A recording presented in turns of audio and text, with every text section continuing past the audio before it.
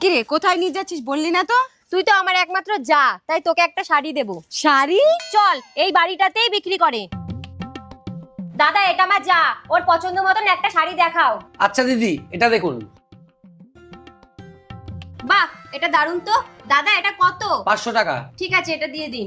ও তো আমার যা, আমারও তো উচিত ওকে একটা শাড়ি দেওয়ার। আচ্ছা দাদা, ওর জন্য একটা বেস্টের থেকে বেস্ট শাড়ি দেখাও। আচ্ছা আচ্ছা, এইটা দেখুন। বাহ, এটা দারুণ না রে? হ্যাঁ। দাদা কত?